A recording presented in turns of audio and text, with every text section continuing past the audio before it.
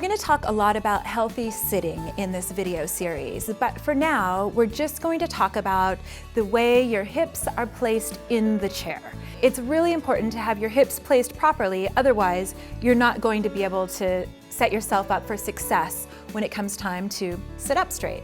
One very common mistake that people make when they're sitting is they roll back onto the back of their pelvis, sitting with their weight practically on their tailbone. Now, with your weight back on your tailbone and your pelvis tucked, you're automatically going to round your back. You really have no other choice. And you can see that there's a chain reaction all the way up the body that ends with my head kind of coming forward. So what I'm going to do is when I'm going to sit in a chair, I'm going to fold my body forward and put my bottom really far back. So look, my chest is almost on my knees, and I'm thinking of my tailbone kind of pointing up towards the sky. I'm scooching back to the back of the chair, so then when I sit up, I've got myself set up for success. And I'm in a very secure spot on my pelvis. My weight is on my ischial tuberosity. They're commonly called Sitz bones. And that's what's meant for weight bearing, not the tailbone. So when I'm here, I can use the backrest to kind of hold my pelvis into place. And if I just kind of relax, I'm naturally going to have my vertebrae stacked up straight. First thing I'm gonna do is I'm gonna come to the back of my chair. Now, the back of your chair might be a little bit too low for you. You can try this on maybe the kitchen counter, maybe the back of your couch, or a higher back chair if you have one. And so I'm gonna just place my palms on the back of the chair. I'm gonna step back, and I'm just opening my armpits towards the ground, getting a nice stretch in the front of my chest. If you feel it a lot in your hamstrings and it's preventing you from getting a stretch in the shoulders, you can soften the knees. Do what you have to do to get a nice stretch in the shoulders. Make sure your back is nice and long and straight.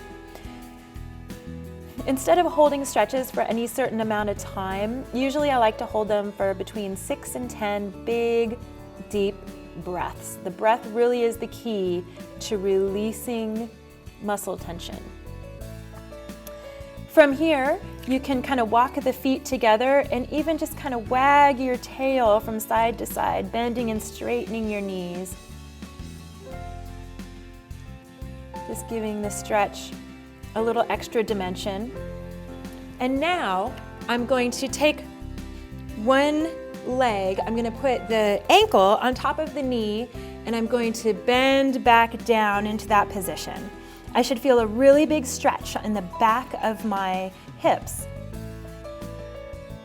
And again, we're gonna hold for a couple breaths. You can play with this position. Your supporting leg can be bent or straight. Just kind of monkey around, see what hits the spot for you. Big relaxing breaths. We'll switch sides once again. Ankle to the knee, and down we go. Breathe into it. Releasing those glutes is really important when it comes to releasing lower back pain. So having nice, loose hips is gonna really help your posture as well. When you're ready, go ahead and stand back up. And now we're gonna come around to the front of the chair. And what I'm gonna do is I'm just going to put my foot on the chair, and let me scoot my back leg back a little bit. I'm gonna come forward into kind of a runner's lunge. Now, there are a couple things to keep in mind. Look at that back foot. See, my back toes are wanting to angle outwards. Make sure they're exactly facing forward. And now you might want to put your chair against a wall so you can hold on to a wall or something. I'm going to gently fold down into that stretch, opening those hip flexors. We spend so much time sitting that the hip flexors become really compressed. So really breathe into them and open them. One thing to watch out for, you don't want to twist open too much. You want to make sure that that hip that's attached to the straight leg is pushing forward. And we'll take a couple extra breaths here.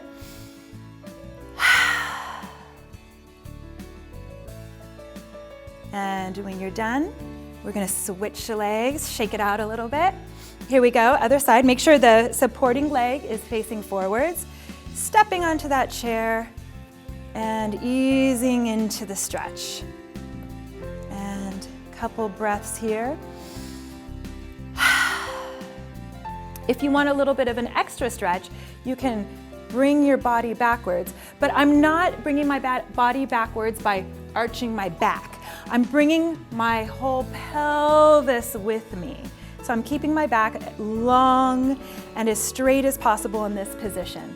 So if you have to arch your back in order to come up, then that's not what you should be doing. Stay down here if that's where your flexibility allows. And come on up and shake it out.